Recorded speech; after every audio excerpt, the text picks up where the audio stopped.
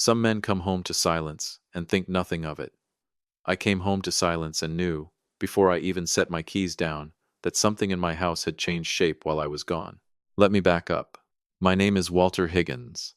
I'm 63 years old, and I spent 31 years as a structural inspector for the state of Ohio before I retired and picked up consulting work on the side. The kind where a construction company flies me out for 2 or 3 days to look at a bridge or a parking structure and tell them, in writing, whether it's going to kill somebody. I've spent my whole career finding the crack before it becomes the collapse. That's the job. You learn to see what's underneath the paint.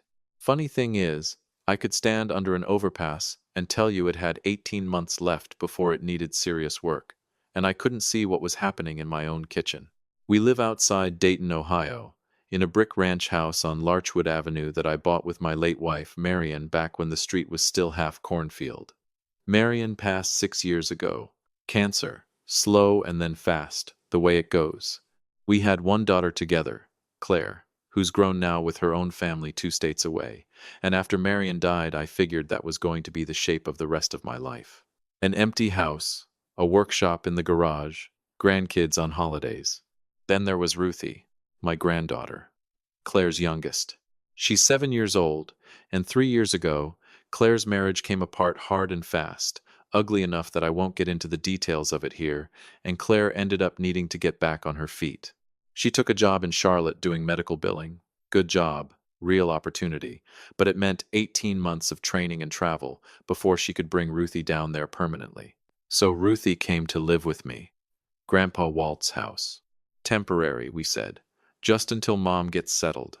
I want you to understand something about that decision, because it matters for what comes later. I was 60 years old, living alone, set in my ways, and I said yes without blinking, because that's what you do for family. I didn't think twice about whether I was equipped for it. I just did it. About a year into that arrangement, I met Denise. Denise Colton, she went by then. We met at a hardware store, if you can believe that, both of us standing in the same aisle trying to figure out which caulk actually works in an Ohio winter. She had a laugh that carried across the store. She was 52, recently divorced herself, no kids of her own, and she took an immediate shine to Ruthie the first time I brought her by.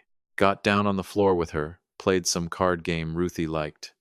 The kind of thing that makes an old man's chest go soft in a way he isn't prepared for. Ruthie liked her too. Called her Miss Denise for months, then just Denise, then eventually something closer to a mother's name, which I let happen because Ruthie needed somebody warm in that house, and I was doing my level best, but I'm 60-some years old and I don't always know what a 7-year-old needs. We got married 11 months later. I told myself Ruthie needed a woman's steadiness in that house. I told myself I wasn't just a lonely old man who missed having somebody across the breakfast table. I told myself I'd read Denise clear as day. 31 years of reading blueprints and load calculations and knowing where the weak point in a structure was going to be, and I'd have caught it if there was something wrong with her. Here's what 3 decades of inspection work teaches you, though. The failures that kill people are almost never the loud ones. Nobody gets crushed by the beam that's obviously bent. It's the hairline crack nobody looked at twice, the corrosion up inside a joint where the paint still looks fine. You don't find it unless you go looking, and most people don't go looking because everything on the surface looks solid. My surface looked plenty solid. Good house, paid off. Good school for Ruthie. A wife who posted pictures of the 3 of us at the county fair with captions about blessings.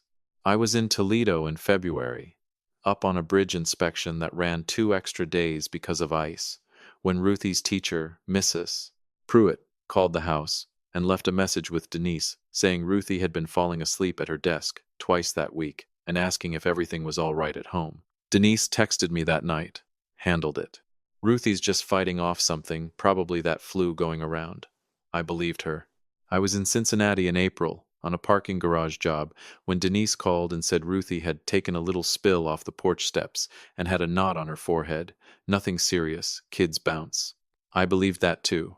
I was so busy believing her, I stopped doing the one thing 31 years of this job taught me never to stop doing. I stopped inspecting. It was a Wednesday in late July when the site foreman on a job in Columbus told me the concrete pour had to be pushed 2 full days because of a supplier problem. which meant I had nothing to do and no reason to stay in a motel room eating gas station sandwiches.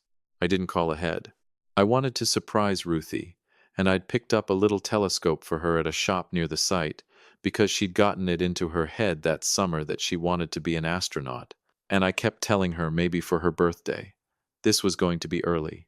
I pulled into the driveway on Larchwood Avenue, a little after 9 p.m., porch light on, house dark otherwise. Normal enough, I thought.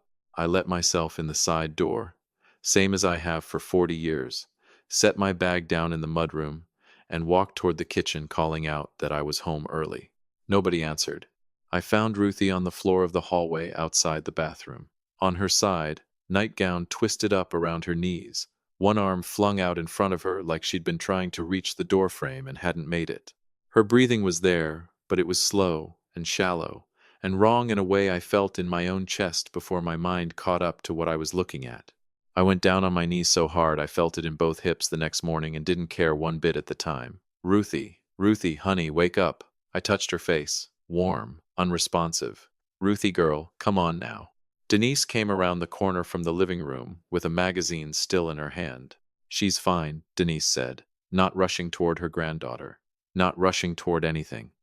She gets these little spells sometimes when she's overtired. I was just about to check on her. I looked at my granddaughter on that hallway floor, and then I looked at my wife standing there with a magazine, and something inside me that had been quiet for a long, long time stood straight up. She's not overtired, I said. Something's wrong with her breathing. Walter, don't go making a scene over. I was already dialing 911. The ambulance took 9 minutes, which felt like 9 hours. 2 paramedics came through my front door, and the one in front, a younger fellow, maybe 30, with a shaved head and a calm that comes from doing this more times than he'd like, stopped cold the second he stepped over the threshold and looked down the hall. He looked at Ruthie. He looked at the hallway. He looked at Denise, standing near the kitchen doorway with her arms crossed now, watching, and something moved across his face I recognized from my own line of work. It's the look an inspector gets when he pulls back a panel expecting a minor issue and finds the whole support system rotted through. Recognition. Then something close to dread. His name tag said Delgado. He worked on Ruthie with quick, practiced hands while his partner called out numbers I didn't understand but knew instinctively weren't good. I stood there, holding that little telescope box like a fool, completely useless in my own house. Then Delgado stood up, looked straight at me, and said quietly, "Sir, can I speak with you a minute?" Kitchen. That's never a good sentence, in any line of work. I followed him. He half closed the kitchen door and kept his voice down. "Sir, what's your relationship to the child?" "I'm her grandfather. I have custody. What's going on?" He studied me a second. The way you study a beam when you're deciding whether to say something that's going to change somebody's whole week. "Do you travel a lot for work? Are you away from the house often?" "I do inspection consulting. I'm gone 2-3 days at a stretch some weeks." "Why are you asking me this?" He was quiet a moment. "This isn't the first call to this address." The kitchen went very still. 4 months ago, he said. March. I wasn't on that call myself, but I pulled the address up in the system on the way over because something about it looked familiar to my partner. Little girl, unresponsive, presenting like an overdose on an over-the-counter sedative.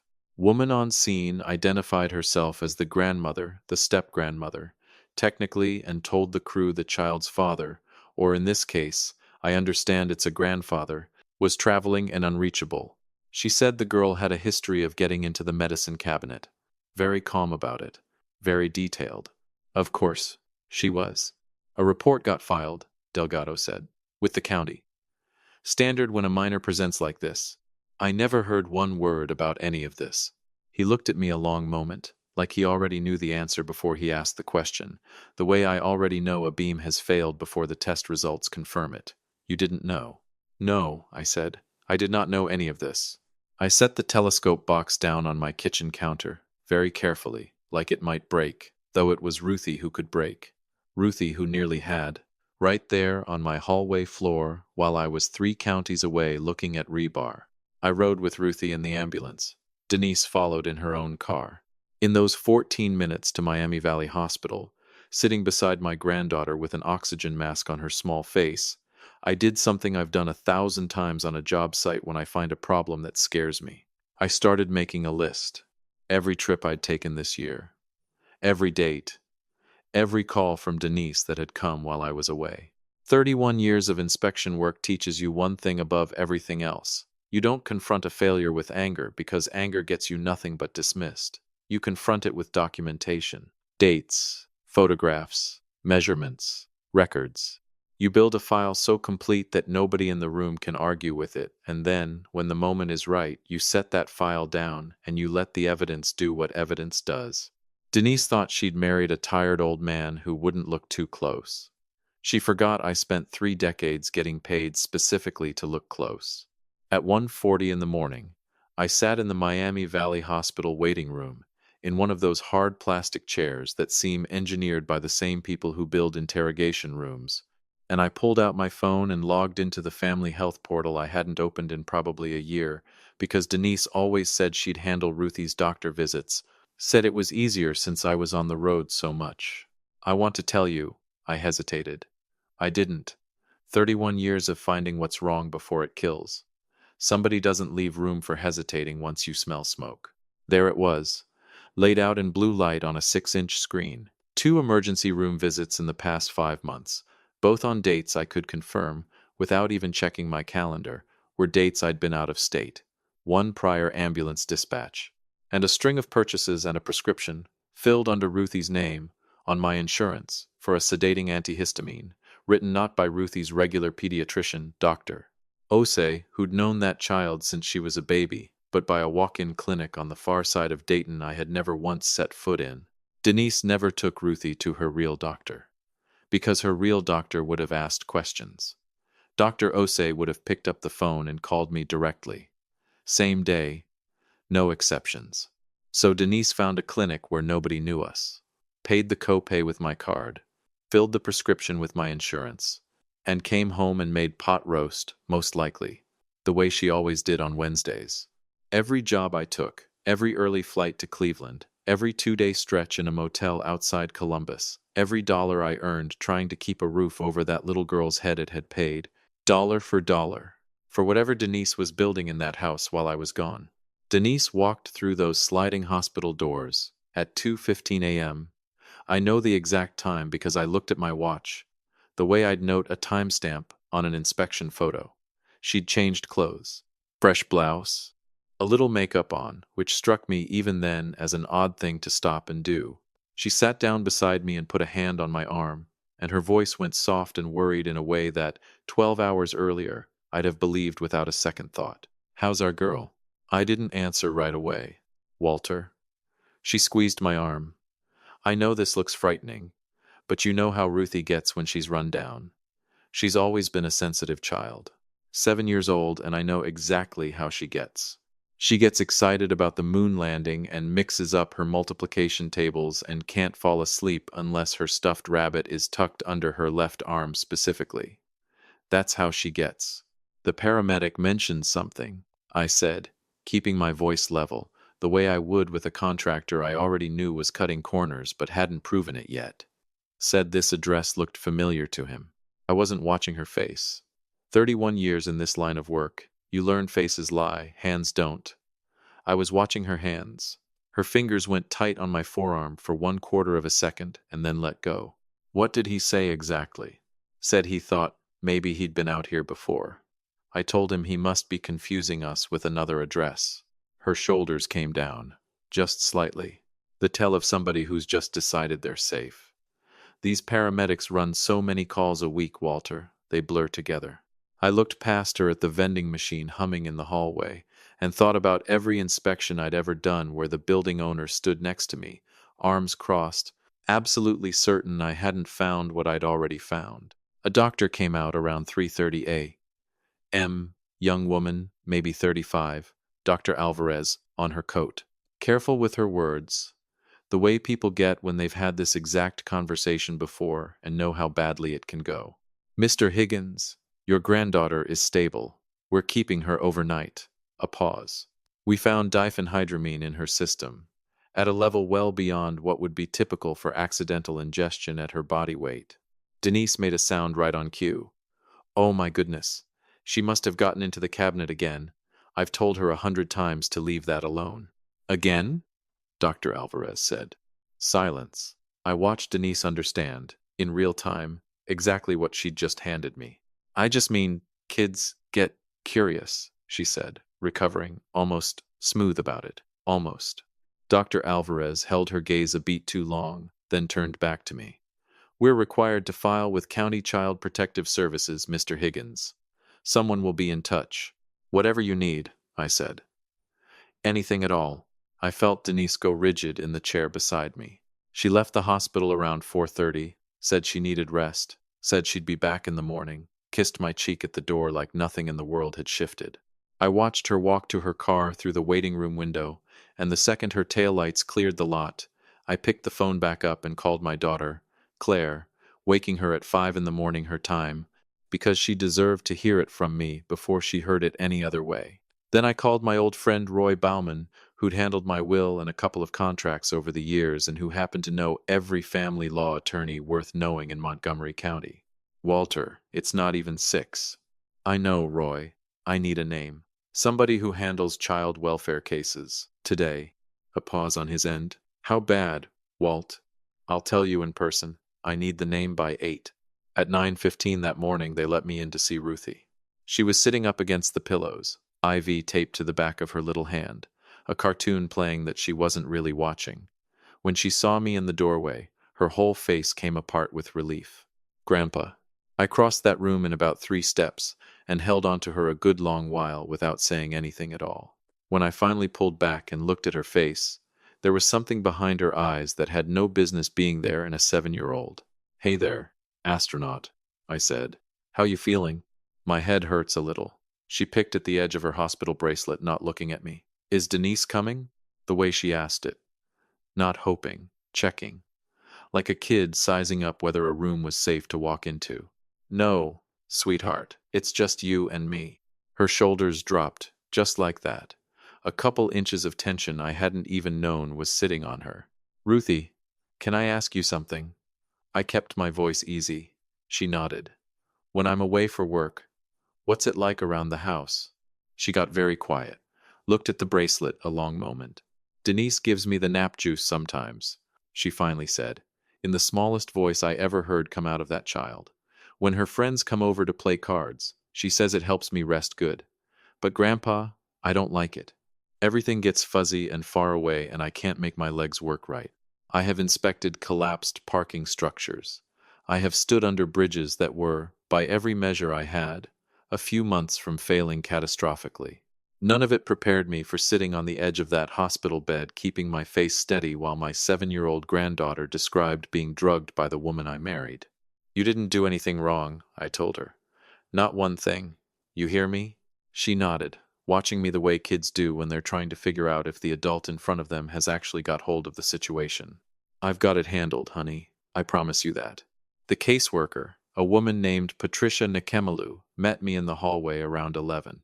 Direct, unhurried, the kind of professional who's heard every version of this story there is and doesn't flinch at any of them anymore.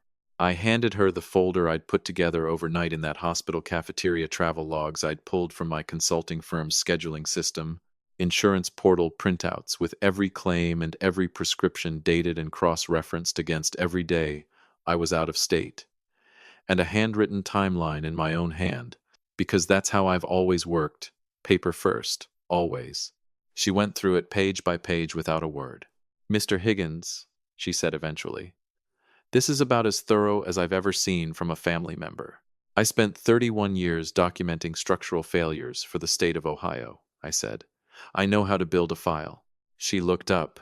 Combined with your granddaughter's statement this morning, and this being the second ambulance call to this address with a documented prior report, this becomes a priority case as of right now. Today, I said. Today. I drove to see the attorney Roy had lined up, a woman named Sandra Blackwood, downtown on 3rd Street, whose office had nothing on the desk that didn't need to be there. She read through my folder in what felt like a very long silence. Walk me through the travel dates, she said. I did. Every one, matched against every visit, every prescription from that clinic I'd never heard of. She never once did this while you were home, Sandra said. It wasn't a question. Not once.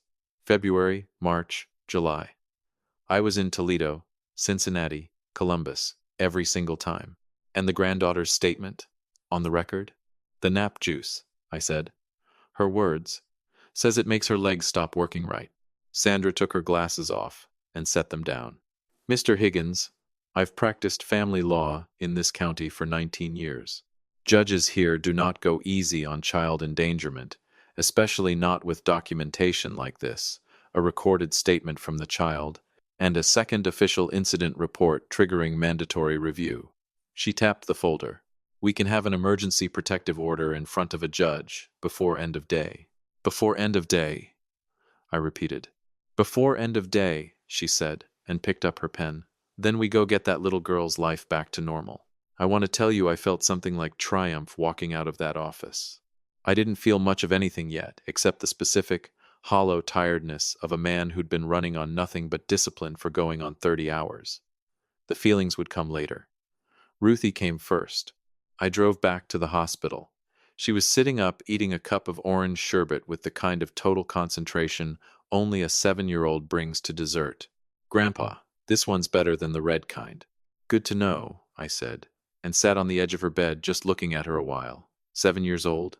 Lost her father to a divorce that scared her more than she'd ever say, sent to live with an old man who didn't have the first idea how to braid hair, and here she was with strong opinions about sherbet flavors.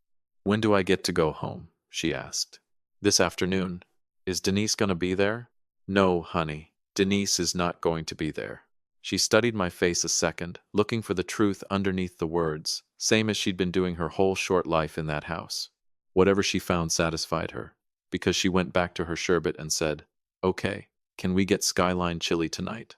Her mother's favorite, as it happened, back before Claire moved to Charlotte. We can get whatever you want, I told her, and meant every word of it. At noon, Patricia and Kemalu called. Mr. Higgins, the judge signed the order about 20 minutes ago. Denise is barred from the property, 0 contact with the child, effective immediately, pending the felony investigation. A pause. Do you happen to know where she is right now? We'd rather not do this at the house while your granddaughter's being discharged. I did know. Here's the thing about 4 years of marriage, you learn a person's rhythms whether you mean to or not. Denise and her sister and 2 of her closest friends had a standing Thursday lunch, every week without fail, at a place called the Magnolia Room on Far Hills Avenue. Same table by the window, every time. She'd texted me that morning, heading to lunch with the girls. Let me know how Ruthie's doing. Love you. A little heart at the end. I hadn't answered. Yes, I told Patricia. I know exactly where she'll be, and if you go now, she'll have company. Picture the Magnolia Room a little after 12:30 on a Thursday. White tablecloths, the good silverware, the kind of restaurant where Dayton's more comfortable set goes to be seen having a nice lunch. Denise's table was near the front window. Iced tea, not wine. Denise always said wine at lunch was tacky, and she was mid-story, hands moving, head tipped back, laughing at something, playing the role I imagined she'd played for those women plenty of times. The devoted step-grandmother worn thin from caring for a difficult child. I wasn't there myself. I didn't need to be.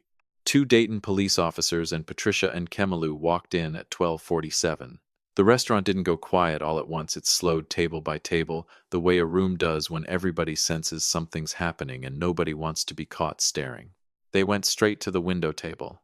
Patricia laid the protective order and the warrant right on the white tablecloth, next to Denise's iced tea. Denise Higgins, I'm Patricia Kemalu, Montgomery County Children's Services. These are Officers Delacroix and Wu, Dayton Police. Denise looked at the papers, then at the officers, then at her sister and her 2 friends, all of them gone completely silent. There's clearly been some kind of mistake, Denise said, in that same reasonable, composed voice that had worked on teachers and doctors and one trusting old man for years. Ma'am, I don't believe there's been a mistake, Officer Wu said. Please stand up. The hostess told Patricia afterward that Denise looked left, then right, the way a person does when they're calculating whether there's a way out of a room. There wasn't. The handcuffs went on in full view of that window table. the tables around it, the two bartenders, and every single person having lunch that afternoon at the Magnolia Room. The women she'd chosen to sit with over her own granddaughter watched her walked out between two officers. Not one of them stood up. I changed the locks at 2 that afternoon, canceled the joint credit cards at 2:15, called Ruthie's school and pulled Denise off the pickup list and the emergency contacts by 2:30, notified the insurance carrier by 3. Methodical, one item at a time, the same way I'd walk a punch list on a job site. Ruthie came home a little after 4, discharged, medically stable, still wearing her hospital bracelet because she said it made her feel like a secret agent. She walked through our front door, stood in the hallway a second like she was checking whether the air had changed, and then dropped her backpack by the coat rack same as she always did. "It smells different in here," she said. Good different or bad different. She thought about it hard, the serious way she thinks about everything. Good. Like when you open the windows in spring. Yeah, baby, exactly like that. Skyline chili showed up around 6:30. And we ate it sitting on the living room floor because Ruthie wanted to watch some nature program about wolves, and I did not have a single objection to make. She fell asleep against my arm around 8:15. Real sleep. Deep and even and untroubled, a little girl with nothing left in that house to be afraid of. I didn't move for a long time. I just sat there in a house that finally, after everything, felt like it was breathing right again. Denise was booked into the county jail that evening on felony child endangerment charges, the kind that don't disappear quietly and don't get talked down easy, not with a file like the one I'd built sitting on a prosecutor's desk. I looked down at my granddaughter, sound asleep against my shoulder, her face slack and peaceful, in a way I hadn't seen it in longer than I wanted to admit to myself. She looks like her mother did at that age, I thought. She always has. I pulled the throw blanket up around her small shoulders and turned my attention back to the wolves on the television, and I thought about how, in 31 years of finding cracks before they brought a whole structure down, I had never once been more relieved to have caught one in time.